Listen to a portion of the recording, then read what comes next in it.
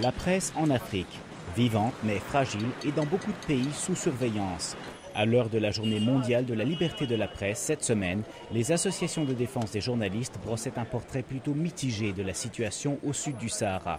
L'association Reporters sans frontières, par exemple, accuse de harcèlement et d'intimidation les milices islamistes en Somalie ou encore la police nigériane. Sur le banc des accusés également, des chefs d'État comme le Zimbabwéen Mugabe, l'Équato-Guinéen Obiang Nguema ou encore l'Érythréen Afewerki, qualifiés par RSF de prédateurs de la presse.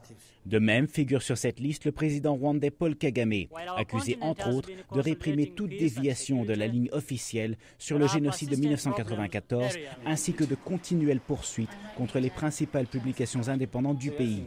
De son côté, Kigali a toujours répondu que la presse a des droits, mais aussi des devoirs et doit assumer les conséquences si elle diffuse de fausses nouvelles. Dans d'autres pays comme le Sénégal ou le Cameroun, le milieu associatif ne relève pas de répression systématique, mais dénonce tout de même les incarcérations de journalistes. Au Cameroun, justement, le journaliste Germain Cyril Ngota est mort en prison le 22 avril, dans des conditions que les associations jugent douteuses. Pour les groupes de défense de la presse, un des problèmes centraux reste la pénalisation du dérapage journalistique. En d'autres termes, pourquoi dans des pays comme le Sénégal ou le Burundi par exemple, le délit de presse est-il passible d'incarcération et non simplement de dommages et intérêts?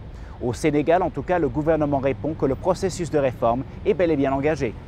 Si c'est un délit de presse, il ne sera pas mis en prison. Mais si ce journaliste-là vole, fait un accident, etc., là c'est le droit commun qui s'applique à lui. Mais dans le cadre de l'exercice de son métier, de sa profession, le président de la République ne veut plus envoyer un journaliste donc en prison.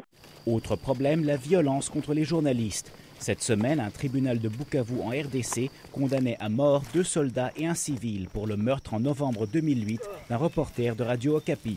Robert Daguillard, La Voix de l'Amérique à Washington.